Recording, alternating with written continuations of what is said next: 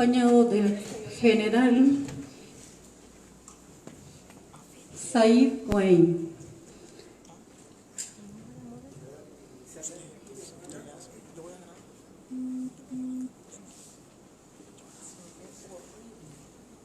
Pueden tomar asiento.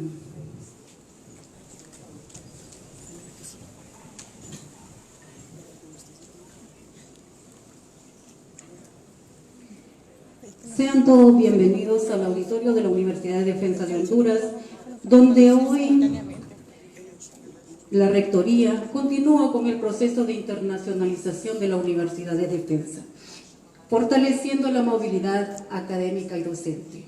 Es por eso que hoy nos acompaña desde la República Árabe de Egipto el general retirado y doctor Ghoneim.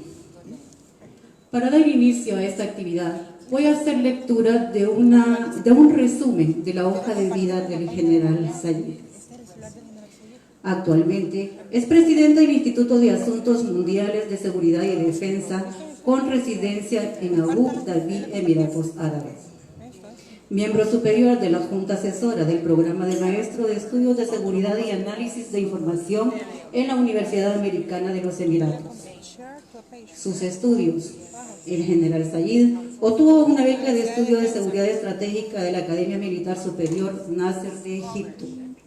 Además, es investigador de doctorado en Ciencias Políticas y Ciencias Políticas de la Universidad de Port Said, Egipto. Obtuvo su maestría en Ciencias Militares de la Escuela de Comando General y Estado Mayor de Egipto y Pakistán. Tiene una licenciatura en Administración de Empresas de la Universidad Ain Shams, Egipto.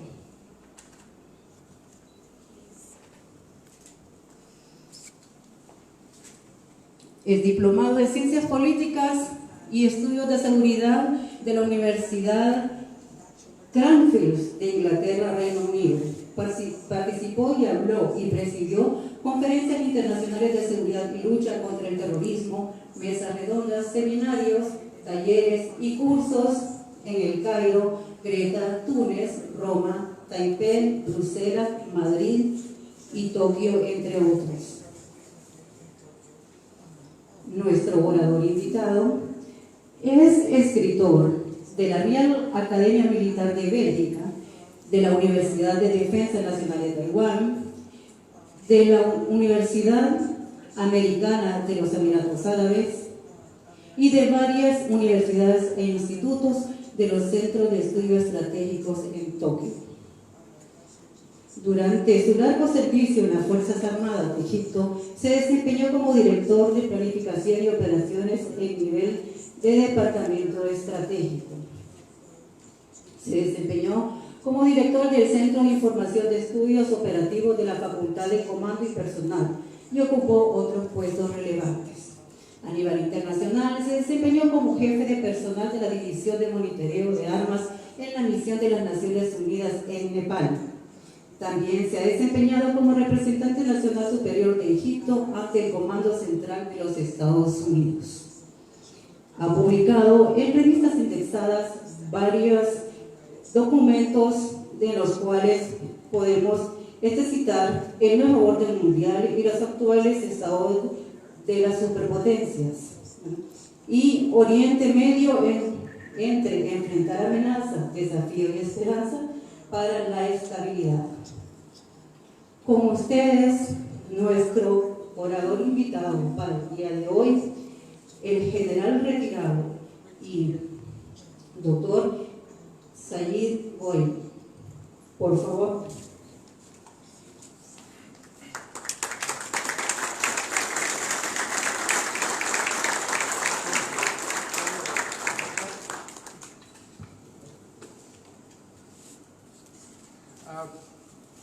Good afternoon, everybody. I know it's late time, but anyway, I will try not to make it boring. I will try to make it short, and I will try to make my pronunciation clear to the translators. Thank you for simultaneous translation. First of all, I'm very happy and honored to be here.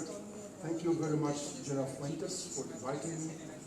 It's really an honor to me to be maybe the first Egyptian and Defense University of Honduras, which is honor to all of us here.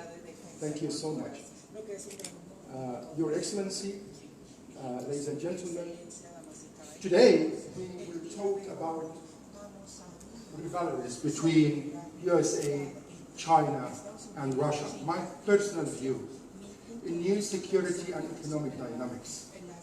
And I will try, because I'm not expert in Latin America, but I will try to go through Latin America a little bit today. First, I'll start with introduction, and then I will talk about the major power national security strategy, the three countries, as I see them, from what they publish, or China, they don't publish a lot. Then I will talk about the rivalries between them, the strategic dynamics, as I told you, and economic dynamics.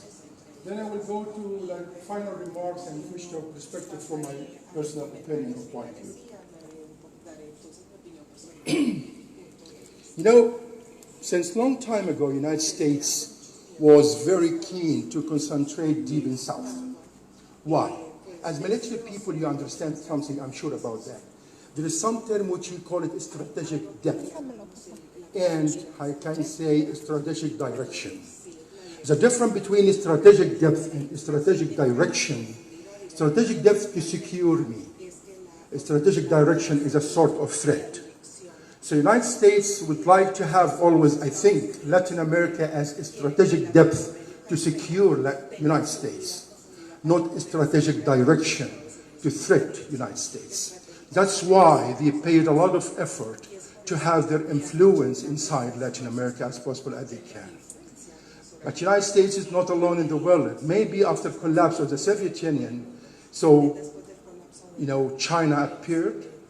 They were one ball for a long time, I can say more than 20 years. But now China and Russia start to appear a lot in front of the United States. They would like to tell the United States, you are not alone in this globe.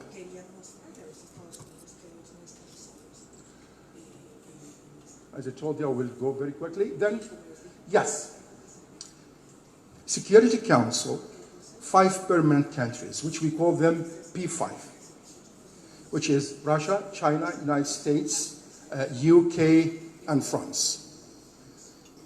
Germany is, they call it P5 or P+1, 5+1, because it's really major power, it's strong. Notice something with these 5 powers, or 6 powers now. Only 4 of them can depend on each other. All of them, yes, can depend on each other, except United States, except Russia and China. They cannot depend on anybody. Even they cannot depend on themselves. Russia and China, they cannot depend on themselves. They can for some extent, but not that open, like the other 4 countries, the Western countries can do that. That's why it made it easy to the United States to still very powerful compared with them. Also, as you notice that we have,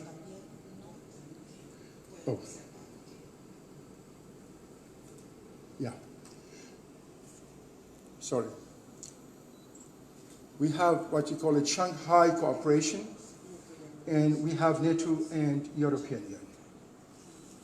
I think in the coming time, Shanghai Cooperation will be competitor to both of them somehow. And you will discover that the United States is not always with the West, not always with the other countries from Europe. You will find even competition among them. Even there is competition between the United States and Canada itself. And sometimes we are together in security, but we are competing each other in economy, and vice versa. Okay. So, I believe that United States of America would like to stay, they care always about profit and domination. Any regular country, if you read any national security strategy of any country, they care about security and prosperity. But the United States, they care more. Not only security, but domination. Not only prosperity, but profit. Not only prosperity by myself, but more profit to my country. So that's why, and they would like to maintain the only sole power, the only powerful country, or the most powerful country all over the world. They would like to maintain that. And we'll try to explain how they do that. And by the way, please, don't think that I'm with any country or against any, just I'm an international strategist, and this is how I see the situation. Russia. I think that Putin started to think in a different way when compared with when he was prime minister before. I think he started to say, I would like to be the counterpart. Not all over the world, not globally, but in specific regions. To be existing in front of the United States. He would like to have really, because economy of Russia is very weak compared with the United States. Maybe some of you know, or most of you know, that economy of California is bigger than Russia. It's number 11, I think, all over the world. Economy of Houston, of Texas, bigger than economy of Russia. But Russia has some strengths, which I'm going to talk about. Russia actually has, number one for it has the wealth of oil and gas. And they use them very tactfully, not only as a source of money, but also as a way of domination. Because they import gas to Europe through Turk Stream, they import gas to Germany through Nord Stream. And this is a way how to be here and there. They would like to be, I'm existing, I'm feeding you, I want you always to be in need to me. They have also one of the biggest armed forces all over the world, and the biggest nuclear ever all over the world. And this is how usually, or I can say comparatively, they use their armed forces more in their competition all over the world. Third, I think the diplomatic power. Their diplomacy is very strong. I think so. I noticed we sent something. I'm not a diplomat, but I noticed something. You can see ambassador of Russia here doing something in direction X, another ambassador doing something reverse in direction Y. And they are very capable in that. That's why they can control with their weak capabilities, with their diplomacy, to manage what they want in a very short time. And their diplomacy, they depend more on the mistakes of the competitor. Mistakes of the United States, for example. I'm not powerful. It's like, like a judo player. I'm not very strong, but I will try to find your mistakes, and then I win. I defeat you. They think this way. Propaganda. The Russian media, one of the biggest all over the world. And really, they know how to use it very well. Most of them are fake.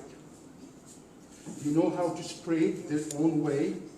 Now, this is for my readings, everywhere. One time, I can tell you something. It was some news in Egypt from Russia Today. It was about Turkey. And I have a Turkish friend, we've served together in Nepal before. And I called him, please, Abdullah, fetch this news. I read it in Russia Today in Arabic.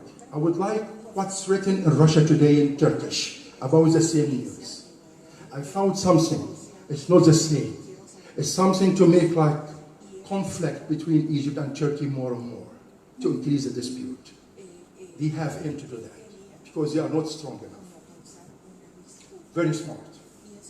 And the last one, it's not very important in Latin America, but they can use it more in Middle East because they are against expansion of terrorists, Islamic terrorists, I can say, original terrorists, which is common with the other superpowers. That's why you can find Russia accepted by other competitors in the same place because of this number 5, that they are against expansion of terrorist Islamists.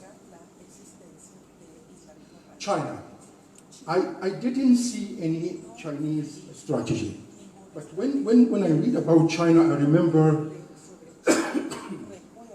the very ancient Chinese strategist when he said, victorious warriors win first before they go for war. When the defeated warriors go for war first before they before they win. It means what? I think China thinks that we have to think about ourselves. We have to be strong enough before going to any competition. And strength to China is economy to deal with. But the other strength was the military, which is very important to them. They try to make it low profile, not to be appear, but in the same time, very strong. It's promoted, it's improved steadily and slowly, but improved. If you compare it with their economy, it's improved very quickly. And this is what I'm coming to explain when I reach both of them more. I mean Russia and China, when I talk about them. Okay, so we'll talk about rivalry. I think that, you know, as I said, that US was concentrating in Latin America. Yes. And this is beyond, I mean, beside United States. But how can I see United States? It's my opinion. How can I be dominating the whole world? It's by oil. Many people ask themselves, they have shale oil. Why they care about the oil of the Middle East? Is it because it's cheaper? I don't think so. The main reason because most of the countries all over the world, they use the oil of the Middle East, with the same oil of Venezuela, by the way. But in the same time, in 1945, maybe, I think, with King Abdulaziz Al Saud, he was king of Saudi Arabia, President Roosevelt came to Saudi Arabia and he met him in an airplane, I remember, and they signed agreement together that the oil to be sold in dollar. It seems to somebody it's simple. I'm not an economist, but you know, if my country print more Egyptian pounds, we will go for inflation, or any other country. But if USA print more dollars, you will not go for inflation that very quickly. Why? Because spending oil, selling oil will never stop. So all over the world, they need the dollars. Is it only the issue? No. But also oil is very important for the industrial countries, especially in Europe and in Far East, in Asia, like India, in the Central Asia, like China, Korea, you know, Japan, all of these countries over there, they need the oil because they produce, they are technological countries, they have a big production, so they need the oil. So when I control the industrial countries, I can control the world. It will be related to me as the biggest country. Europe, by the way, they imported their oil mostly not from Middle East. It's from Norway, Sweden, and some other countries around. Only 13-15% from the Middle East. But price of oil of the Middle East, because it's the biggest, will affect the price of oil in Europe. So that's why it's very smart to do that.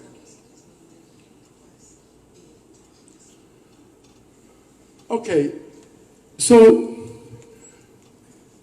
this is what I was explaining. If I come to Russia, as I told you, Russia, the difference between Russia and China, here in this term, I mean term of oil, Russia is, we call it OPEC country, a member of the OPEC organization. China is not OPEC country. So if you increase the price of the oil, Russia will be beneficiary. If you decrease the price of the oil, China will be beneficiary. So USA is very capable to control this. I think Russia started to think, what can I do? I have to go outside. I have to be in some place I can depend on, and also important to the United States. And these places I can compete United States. So maybe like Middle East, like in Baltic, like in Central Asia, and also in Latin America. That's why they are trying to expand. They try to be, we are here. We will not let you play alone, as I told you. China, I don't think they would like, they don't want the United States to be the lonely global power. And they say we don't want also. But I don't know. Maybe they will be one day, or they want to be like this, and it will be really different. Maybe difficult, but really different. So they do as best as they can, paying the effort, how to stop United States expansion their own way. At the same time, United States work with the trade war, which we all heard about. They tried because they tried to fight China with the strongest element they have, economy. That's what Mr. Trump is doing right now. He's fighting the Chinese economy as possible as he can. China is doing that because they don't have this running marketing and selling inside China. And they would like to have markets outside. One of them is Latin America. So it's not only marketing, like One Belt with the Belt and Road Initiative, but also competing United States. The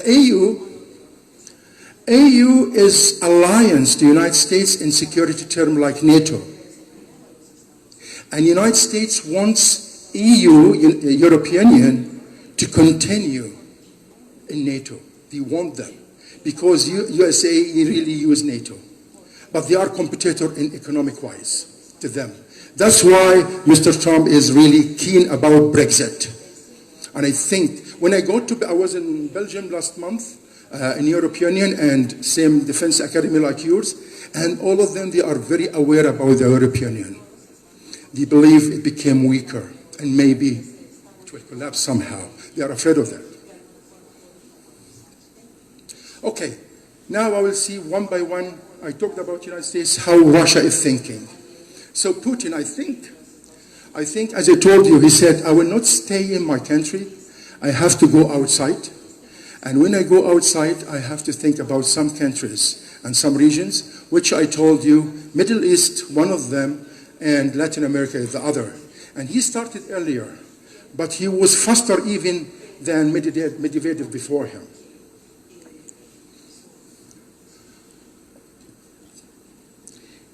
He's smart in this issue.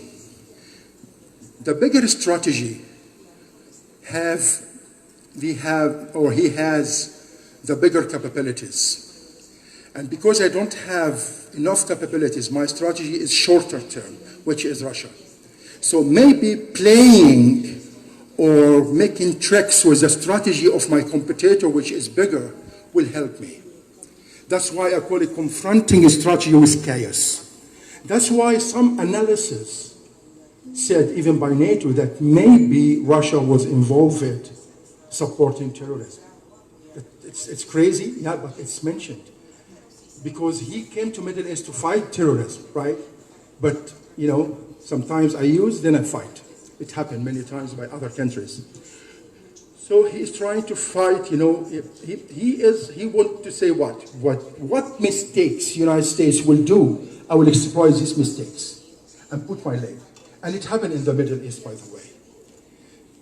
Here in Latin America, for example, the United States was a little bit reduced the aids to Latin American countries. Russia started, China started to fill the gap.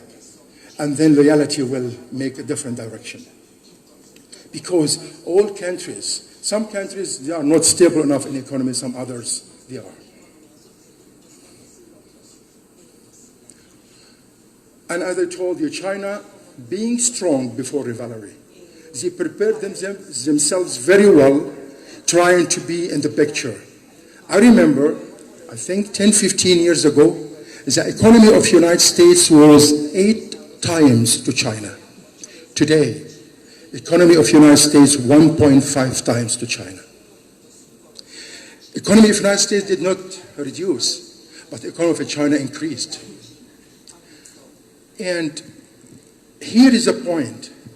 They said, we are a huge country, we have a lot of production, and now we are losing a bit our reputation in Africa, I mean China, so why not to expand more?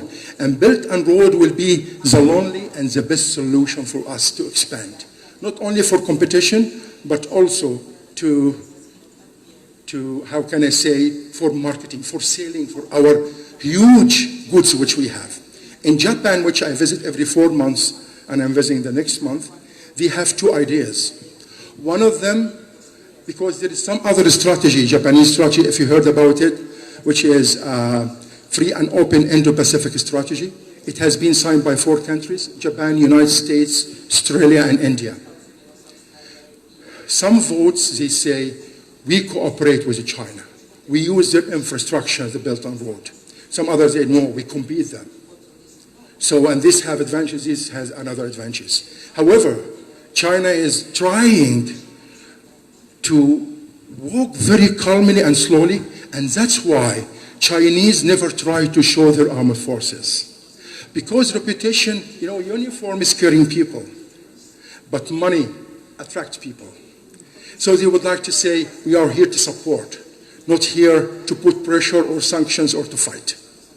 That was the idea, and it worked. Isolating US allies.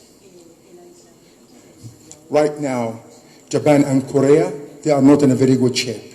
They are not well together for some historical reasons, whatever, it's not our issue. Japan and China, they get closer. Korea and China, they get closer. European Union, as I told you, they have common ground on security with the United States, but they are competing, United States competing them in economy, right? Especially the E3, Germany, UK, and France. But after Iran crisis, now even security alliance became fragile because they are not common. They've not became common like before in security terms. I mean, European Union and USA, because European Union, they have a lot of investments and interest in Iran. And the US attitude that in Iran really is. And that's why I'm going to United States Central Command next week to talk about that. So China, I think it's a good opportunity to exploit this to isolate European Union more from the United States. Here is the point. If I compare that even with Latin America, so the United States had big influence, have had big influence in Latin America. But after intervention of Russia and China, this influence reduced. Why? Isolation. I'm here to help you, not for sanctions. I need to help you without any conditions, which is very important. No need for any conditions, I help you. You don't have to show me how much you are democratic, how much you are respecting human rights, and so on. It doesn't mean that China does not respect human rights or respect, that's not the issue, but I'm saying it's your country, I don't interfere in your internal issues. Did China way? United States, no. Different way. So they could take and isolate some alliance and take them to their side.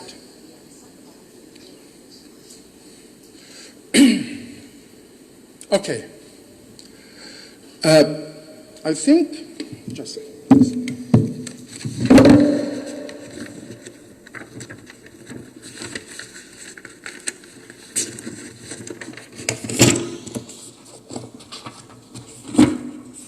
Okay. If I talk about the Russian influence in the Latin America, the first thing I noticed is the Bolivarian alliance. I think Putin really started to exploit it a few years ago. I think during even Chavez's time, and he was very successful in that. But after the Bolivarian alliance, and some countries getting out like Brazil, Argentina, and Ecuador, I think, so it became a little bit difficult for him. But anyhow, Russia tried as possible as they can. The problem here, if I compare even Russia with China, economy. Because Latin America is far from everybody. It's only close to the United States of America. So the country would like to come here from far away must be very rich and must have the will to impose its influence. And must have liquid money. It's very important. Not only a rich country, but have liquid money can spend now for loans, for investments, and so on. China can do that. That's why even Russia movement, they did a lot. They did a lot, actually. But I think they were handicapped somehow. I believe that they depended on the internet more, okay, and their propaganda, I mean Russian propaganda, which I said it's one of the main 5 strengths. Also the military training, which is needed, because I believe that military training here in some specific countries, not only to be ready to fight, I think good relations now among the countries, but because of internal crimes and this kind of internal disputes between the parties. So armed forces need this kind of training and assist. And Russia usually depend in their expansion on their weapon technology. They try to not to transfer, but to sell their weapon technology as possible as they can. And many countries need to them. Some countries, they take like 8, and some countries, they buy with installments and loan. Some countries, they buy immediately. I think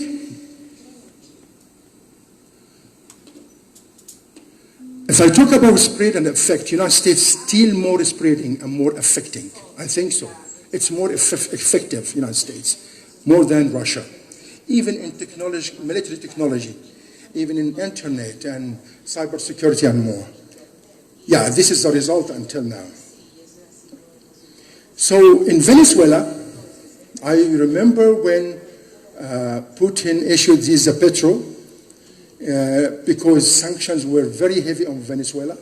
So he said, okay, I will let you escape from the United States from the sanctions, and I will give you the petrol.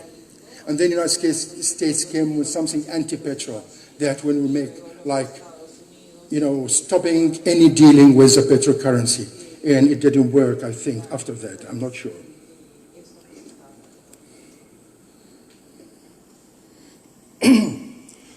Russian propaganda, as I told you, is very big. And mostly it's fake. I'm sorry to say that. That's from my following up, myself, my researches. You can see even some, how can I say, pictures. They change with the Photoshop.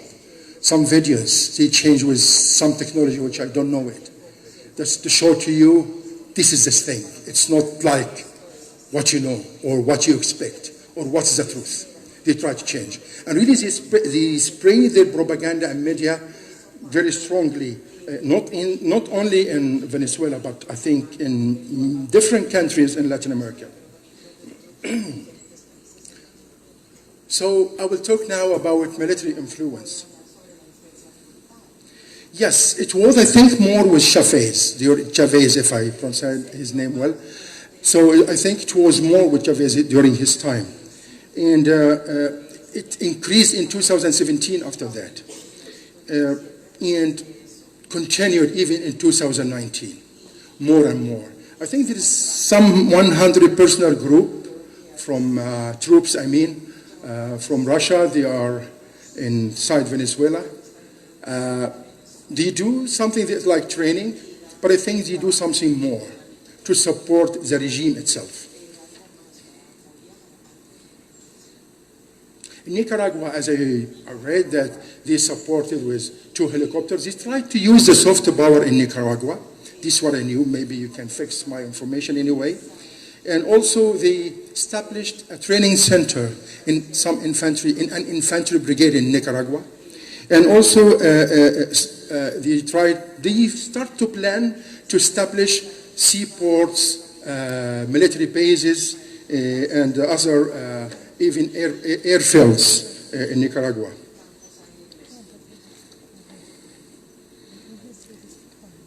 So I'll try to run more. China. Chinese visits increased after 2015, and it became too much in 2018. By main 3, the Prime Minister, the President, the Prime Minister, and the Foreign Minister. And also visits came from some countries in Latin America to China. Notice this date, 2015. It's after declaring the Belt and Road in 2013. It was one belt, one road. So they would like to be there very quickly. With liquid money. We are here. And they did, I think, also like Russia. That the first time I see that China, not the first time, but one of the very rare times, China started to use the military tool also for their expansion. And they did it, in Latin America and some places. Also, they start to attract some allies of Taiwan. Now I think only 15 countries recognize Taiwan, 9 of them from Caribbean islands. So China succeeded in that. They depend on their investment, their money, their economy to use that, and really is very successful.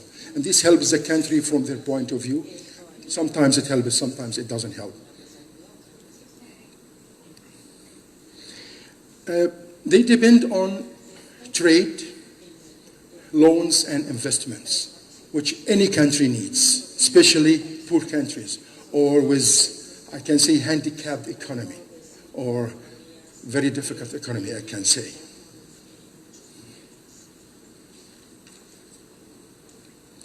Even Chinese propaganda, or Chinese media, let me say, not propaganda, Chinese media, start to expand in Latin America. They have their own channels, and they speak in Spanish. So now, very many languages are used by Chinese all over the world. Because one of the most important strengths of China is soft power. They use it very well.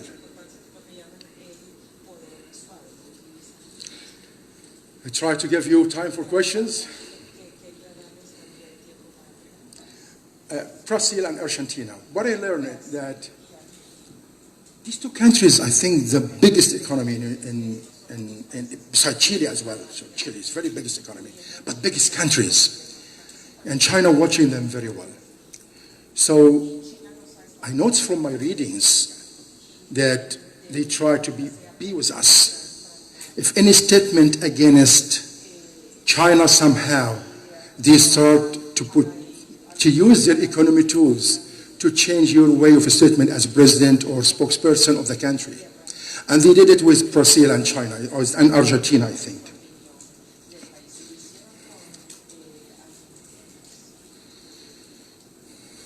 China and Latin America,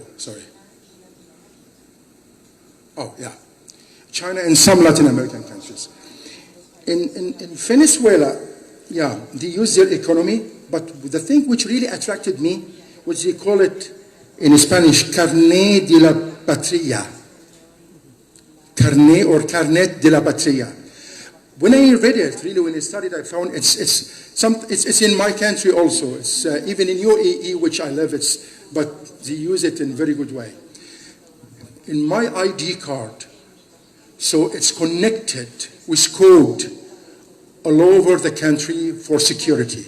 So everybody in the country, well known, who are you, how many children do you have, what do you do, if you are outside the country or inside the country, where are you right now, all of these things.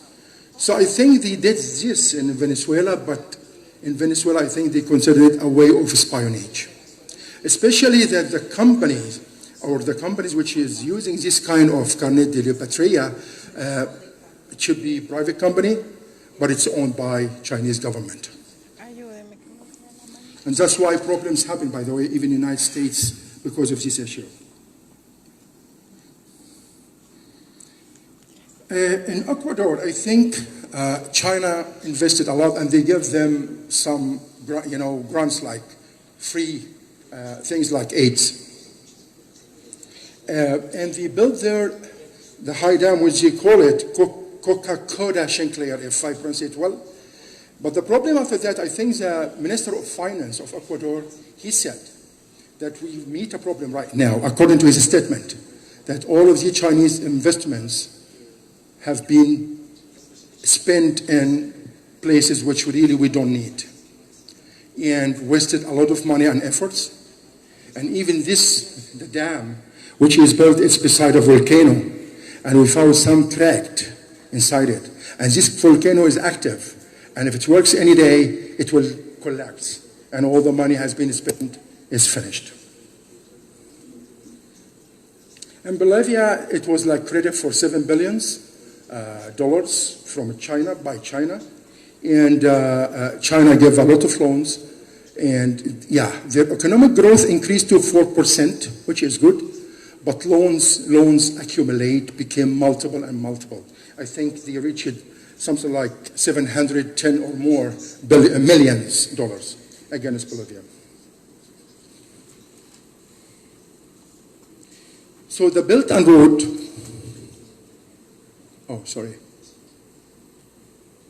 it jumps sometimes, I'm sorry about that. So the Belt and Road, in 2018, and it was in the big conference in Latin America and the Caribbean islands, and the United States President did not attend this one, and China declared that we would like to declare Belt and Road, and we would like to invite some countries. So, yeah, 16 Latin American countries signed to the Belt and Road. And it has some fears, actually. I will talk about that later. And some also opportunities according to the Chinese views. I will try to be fair and, present both of them. Okay. So the fears, I think, or the goals of the Belt and Road, according to the Chinese view, that they want, as I told you, Chinese economy, inside China, they have a lot of goods and they would like to sell them. So they have to go outside. And Latin America is a big market for them, or one of the big markets they can use. Also, it will be like battles, economic battles. They call it actually Trans-Pacific Economic Corridors. You can say corridors. And these corridors, yes, to take their goods through, coming from East Asia, Central Asia, Middle East, Africa, Europe, then to Latin America. This will help them a lot to not only to exceed any current internal economic problem, but to increase and expand and maximize their economy. And this will be very helpful in their competition. But some monitors, they believe that it has some fears. Number one, they believe that it will kill the industrial establishment, in Latin America. Also, they believe that it will dump the market with the Chinese goods, as it happened with the United States, which are suffering now, and it dump the countries with loans. And the last one, they believe that environmental problems, which I mentioned, this active volcano and some other issues, because these monitors believe that China don't care about the environmental standards and benchmarkings.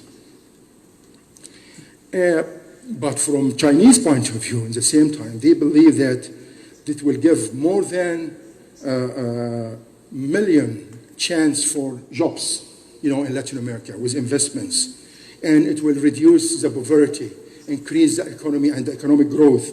And also the infrastructure will be much better, this according to their view. And the trade between China and Latin America will be bigger for sure. I'm coming to end very soon, just very few slides. Okay, here is a point, changing in dynamics here. I think the Bolivarian alliance became weaker than before.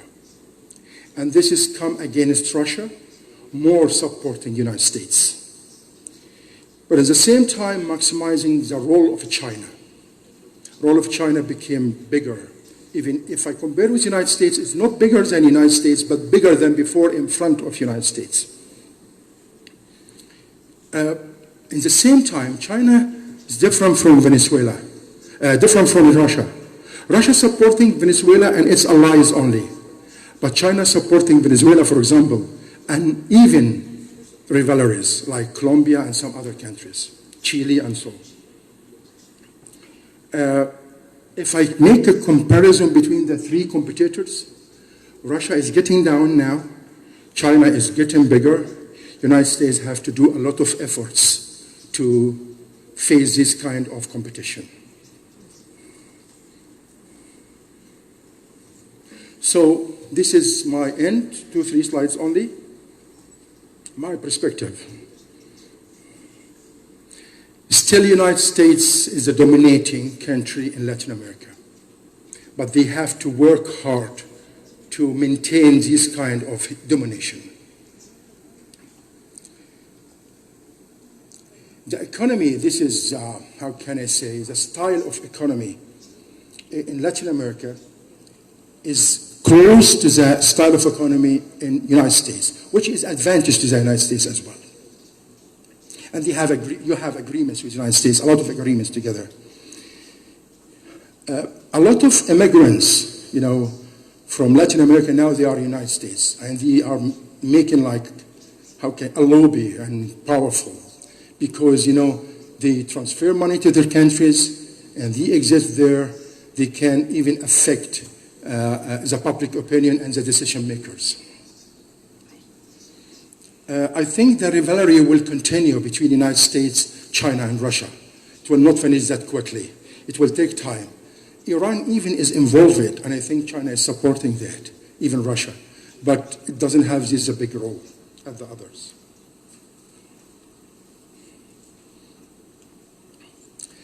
You know, the difference between Soviet Union, United States, and now, it was black and white.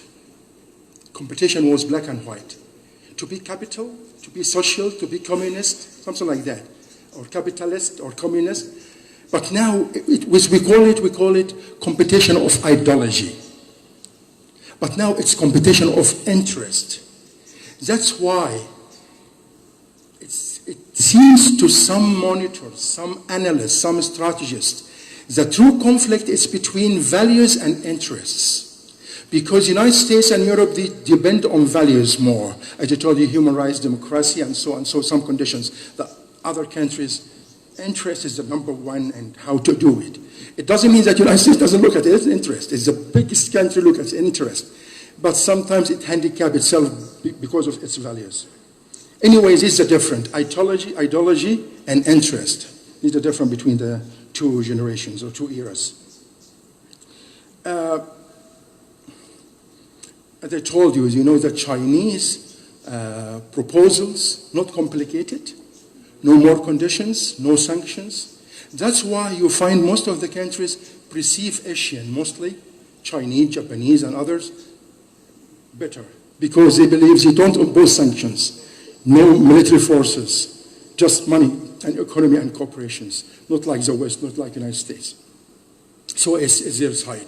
That's why I try to tell in Europe, even I'm going to say that United States, think of, it's not only power and influence, but it's also acceptance, popularism. How to be popular by others, how to be accepted. It's very important because acceptance by people, it affects decision makers.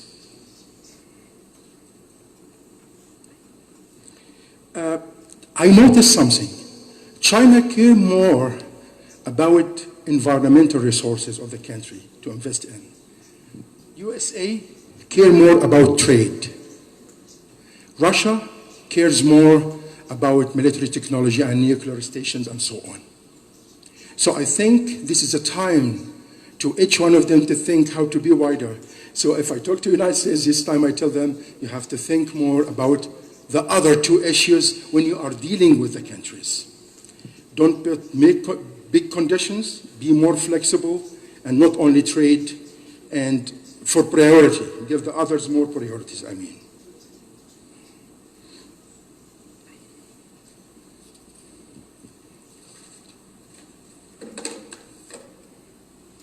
Okay, so if I go to this one, I will finish it with something even related to the Middle East, maybe will be a surprise to you. The United States is involved in, this is a big difference between the United States and China, by the way.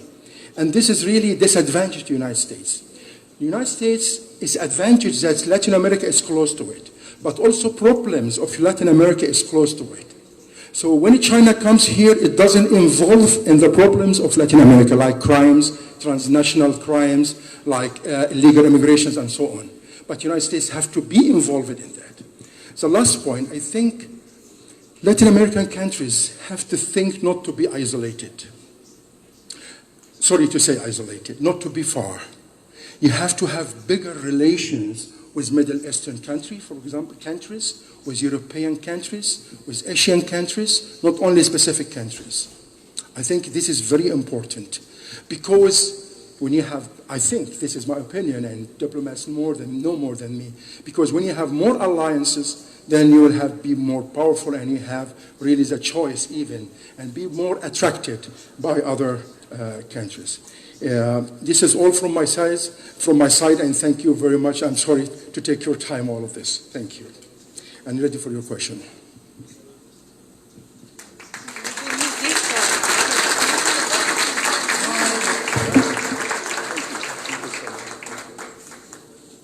How are you? We were together in Morocco. You don't know it's me.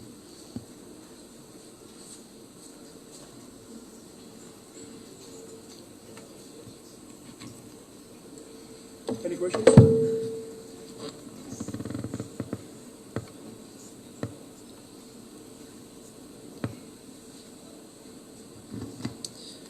Gracias. Gracias, profesor, por su presentación hoy. A mí me gustaría saber un poco de su opinión sobre la actuación.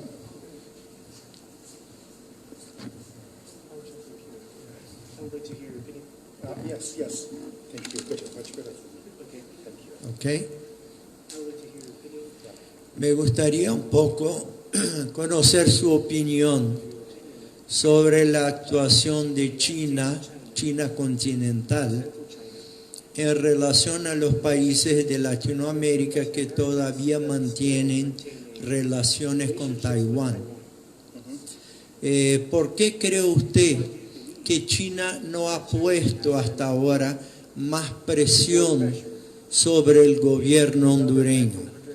¿Usted cree que es una estrategia China de mantener la paciencia para poco a poco llegar a este resultado?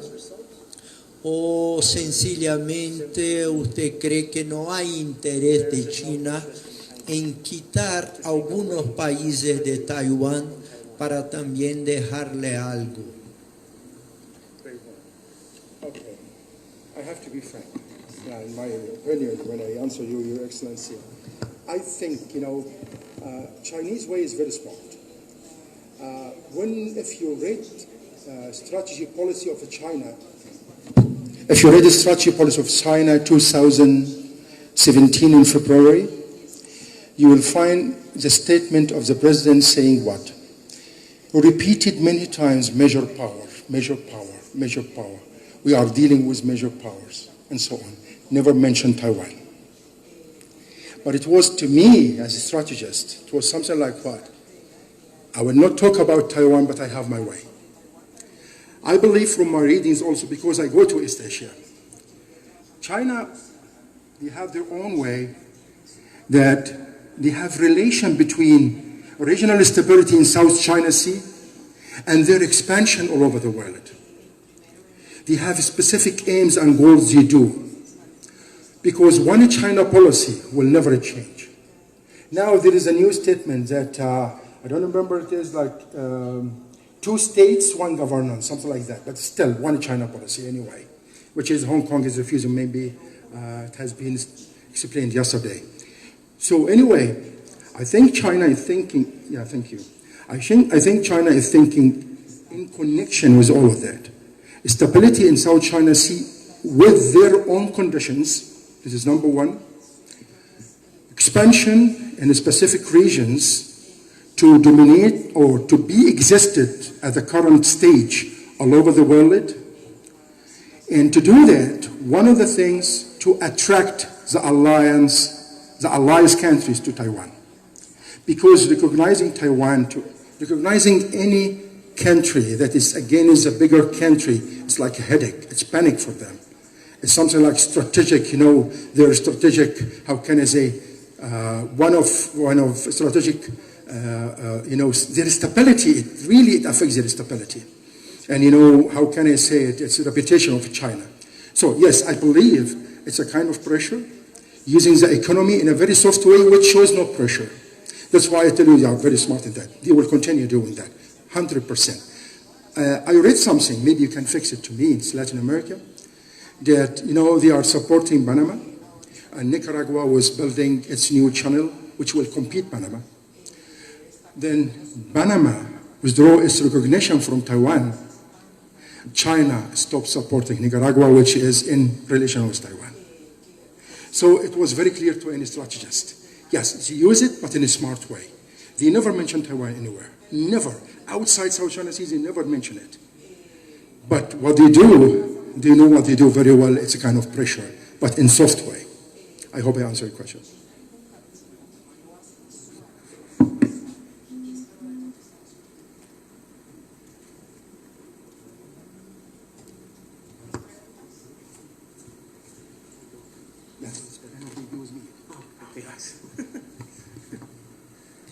I'll make the question in English, all right? As Russia supports military stuff in our neighbor Nicaragua country, in your opinion, can that cooperation have any consequences in Honduras' stability? No, say again, please. I'm sorry. As you know, as Russia supports some military stuff in our neighbor Nicaragua, right? So in your opinion, can that cooperation have any consequence in Honduras' stability? I don't think so. Yeah, just even from my reading, you know. Yeah, sorry. Yeah, very quickly I can tell you that I don't think so, because I don't think Russia is keen to... the history between Nicaragua and Honduras is longer than that. And what I could, because since I'm here, even before coming here, I read about Honduras, I read about Central America, and I found really that historically still that's... So Russia is not that idiot enough, I'm sorry, to use it as to... It should be considered, as I said, it should be considered by any strategist or by the decision makers. But at the same time, no, because what they do inside Nicaragua is not to build really a big armed force to fight.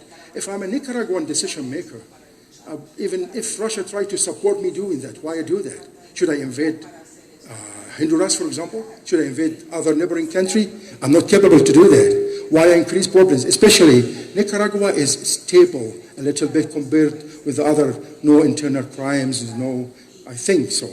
Yeah, it has a bit, you know, between parties, if I'm not wrong. But anyway, internal crimes and this kind of internal problems comparatively is not that big. Anyway, I don't think, yeah. Thank you.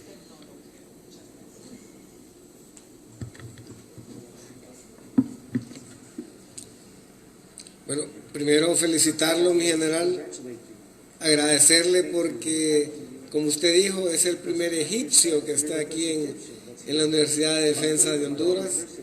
Contentos de tenerlo porque definitivamente es un gran momento, y más ahora que tenemos también compartido con el general Yang de Taiwán este ciclo de conferencias importantes para todos nosotros, especialmente para miembros de Fuerzas Armadas y alumnos que cursan los programas de la Universidad de Defensa.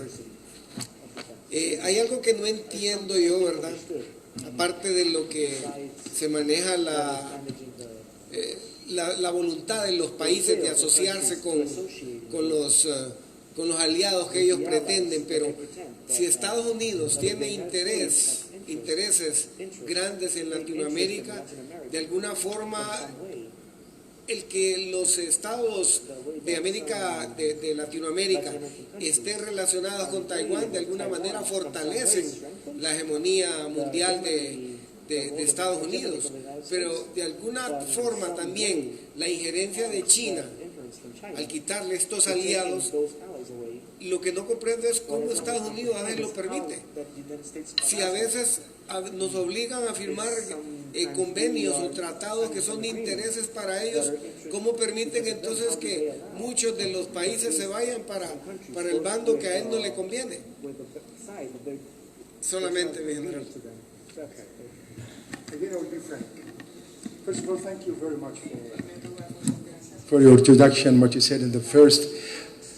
I don't think United States care that directly about Taiwan, with all due respect to Taiwan and the United States. I believe, you know, I'm an independent strategist and I have to be frank and honest. From my readings, I think that United States use Taiwan more in its position in South China Sea. Yes, it needs Taiwan because of its geostrategic location in South China Sea because of the competition between China and the United States. But you can ask yourself a question. Suppose that China invaded Taiwan or attacked Taiwan right now. United States will not involve militarily. They know how to use the issue very well. They know how to use, remember, I'm going to them next week, but they know that I'm very frank. They know how to use their tools very well. They care here about Latin America. If some countries start to withdraw from recognizing Taiwan, going to China, to them it's just be with China, not to be with Taiwan. I think so. This is my opinion. The problem here that's not why United States allow countries to not recognize Taiwan, but the problem here, how United States to be more existed, not to give any other opportunity to be expanded in the Latin continent. This is the point. Because the Latin American continent, Middle East is wealthy, right. Europe is wealthy, right. Which both, Asia, if you read, by the way, I'm sure that you read them, but I would like to invite you to read them again. National Security Strategy of the United States, 2002, 6, 10, 15, 17. 17 was issued by President Trump. You will find something they call it international order or regional context. They divided the world in some regions. One of them Asia and one other is Latin America, for example. The Sea and the Middle East. Let me make comparison among the three. Also Africa is a part of that, Europe is a part of that. But if you will see, they say what? Asia is the source of the economic growth of external economic growth, 50% of external economic growth of USA. Latin America is our strategic depth, and we have to maintain its clearance from any influence, and we have to keep them. So it's for them, it's Latin America, not China and Taiwan. I think so. Thank you.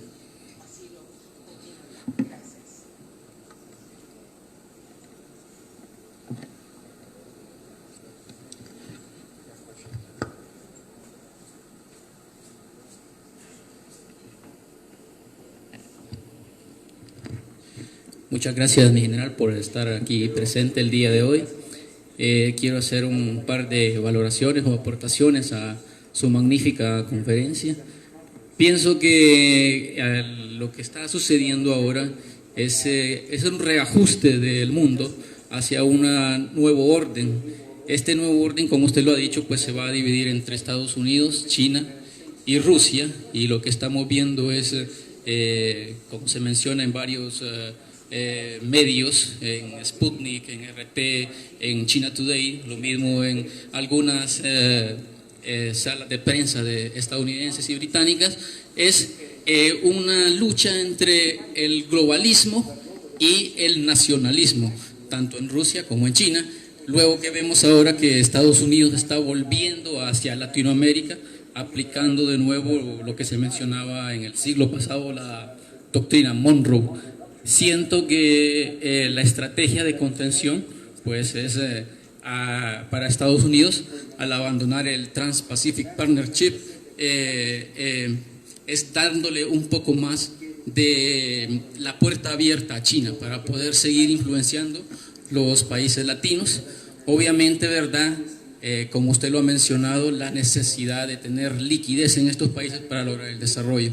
Siento también, ¿verdad?, de que en Latinoamérica existe un apartheid tecnológico, no tenemos nosotros la tecnología para poder desarrollar estos países, y eso es lo que no ha compartido esta potencia norteamericana, y creo que para poder seguir siendo, digamos, una América unida, tenemos que tener acceso a ese tipo de tecnología que pueda desarrollarnos, y sobre todo desarrollar nuestros jóvenes para poder competir en un mundo ahora cada día más competitivo, pero como lo vemos un poco más dividido. Yeah, I agree with you. Yeah, excellent. It's a good comment. Thank you so much. I think you concluded all what I said. Thank you so much. Agree with you. What's your rank? May I, please? Captain. Thank you, Captain. I noticed that young officers, if I'm allowed to say, compared with generals, very well educated. Really, I met lieutenant yesterday, lieutenant today. They impressed me. Yeah, seriously. Thank you so much again. Buenas tardes, mi general. Good afternoon. Bueno, nosotros de parte de la carrera de Política Exterior y Diplomacia queremos hacer una pregunta referente. ¿Cree que existe una desestabilidad económica o una adquisición un poco brutal con respecto a la competencia de la Unión Europea y el crecimiento del BRIC, considerando China y Rusia como una economía emergente, una economía más fuerte con respecto a los convenios que tiene Latinoamérica con la Unión Europea en sí y la absorción que estos podrían tomar de alguna u otra forma?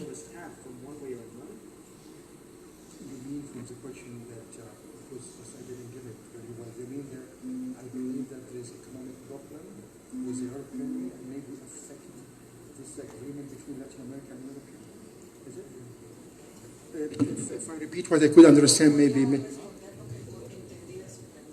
Do you mean exactly that you ask me that if there is economic problem in European Union that may affect the agreement between Latin America and European Union?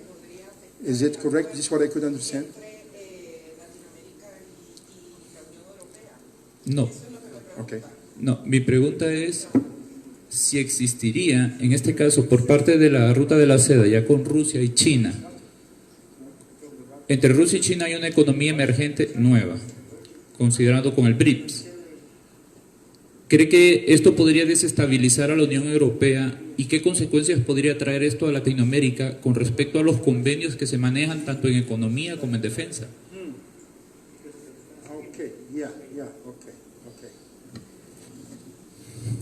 European Union, yes, I agree with you that now, if you ask me first, how European Union feel, something like that, regards China and United States, I could feel from them really, and even from some ambassadors over there working in European Union, that they are between the two knives of the scissors, domination of China and domination of United States of America. And that's why they try to manage, because the economy of European Union is very too much complicated and complex and integrated with USA more than China.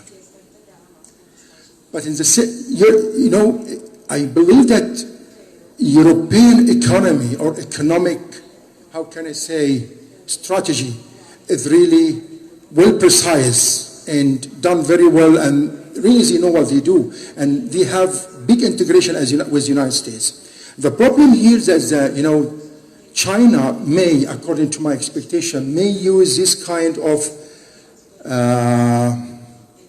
unstable relations now between European Union and USA for some specific reasons. One of them that, as I told you, they are competing them in economy. The other one, even in security, they are against them because of the Iran crisis.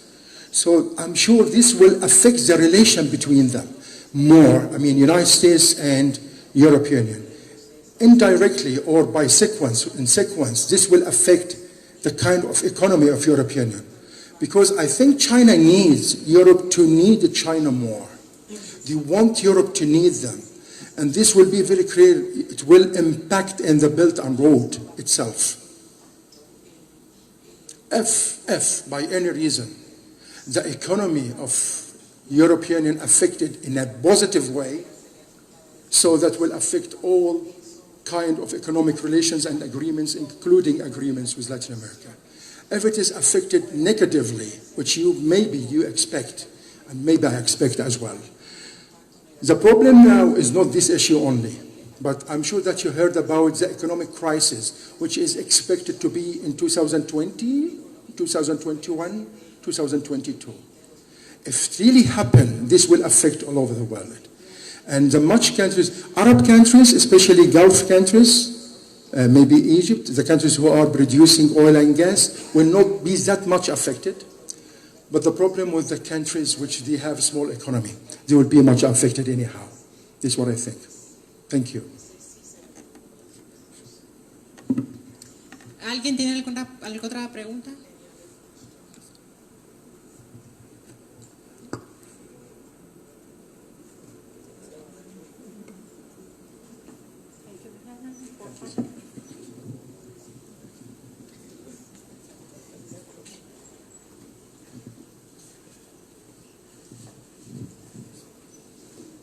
Muchísimas gracias, mi general Sayed.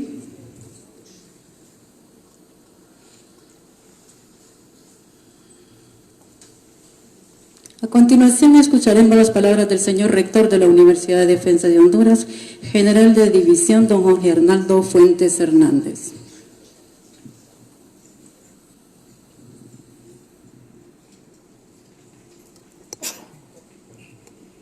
Bueno, tengan muy buenas tardes, amable auditorio de UDH. Como veo, estamos llenos. Eso es muy interesante para nosotros. Como ustedes saben, Fuerzas Armadas siempre ha estado interesado y uno de sus bastiones claves es orientarnos al conocimiento. Y esta semana, una semana muy especial para nosotros, hemos tenido, o tenemos, mejor dicho, dos expositores, dos conferencistas, dos analistas de nivel internacional. Uno de Taiwán y ahora uno de Egipto, que es mi general Sayed, el cual pues lo he conocido desde hace 3 años que hemos estado participando en un simposio internacional de una conferencia militar en Taiwán. Cuando conocí al general Sayed, me pareció que la exposición de él fue la más brillante que hubo en la primera conferencia militar en Taiwán, y desde ahí nació una amistad, el cual pues fuimos fortaleciéndola año con año que pudimos participar en el simposio.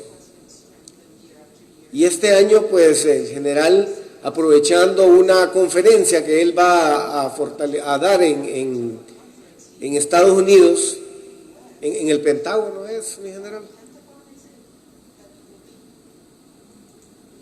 En el Pentágono.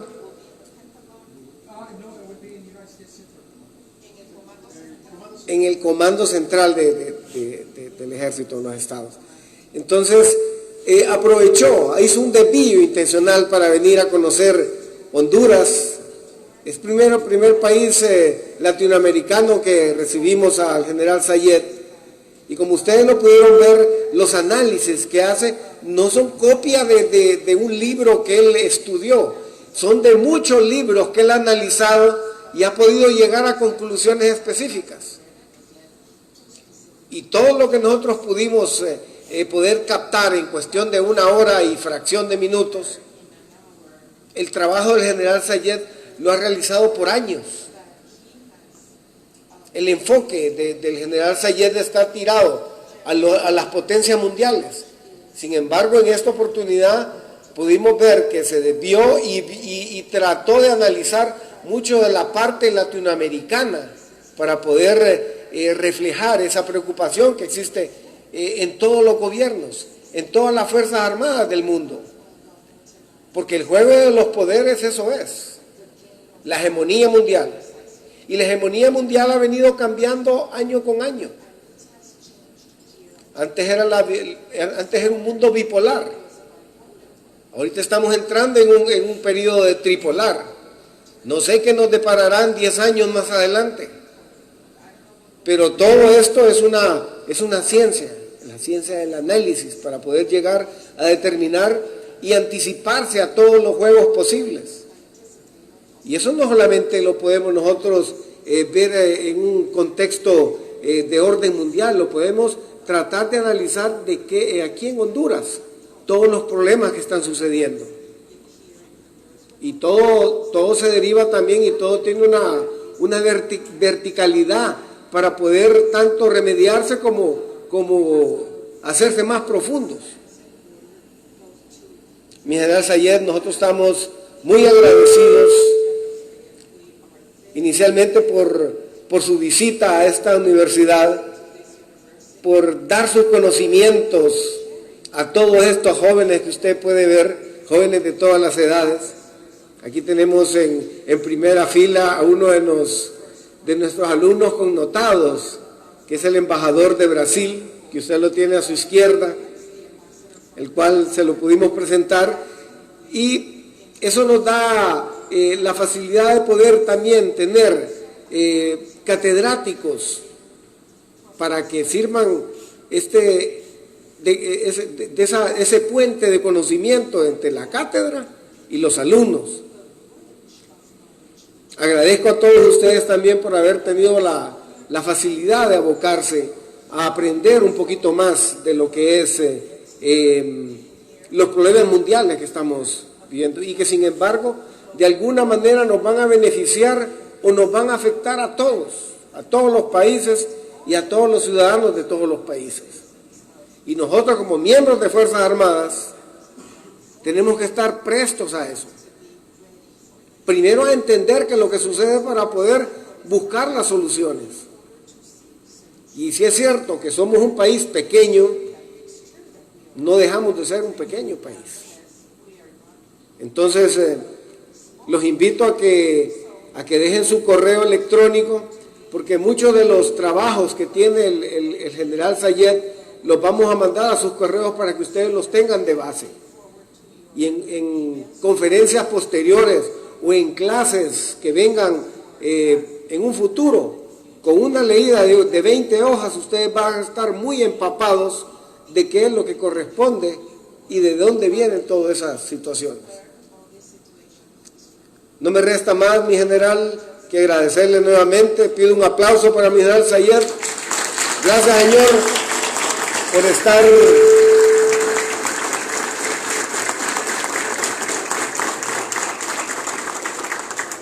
Gracias, mi general.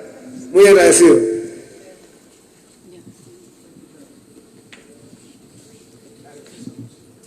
Muchísimas gracias por estar en esta conferencia y tengan todos muy buenas tardes. Estamos invitados a un pequeño refrigerio en el aula 02.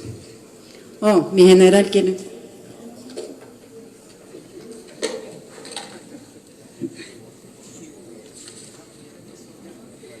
Muchas gracias y buenas tardes.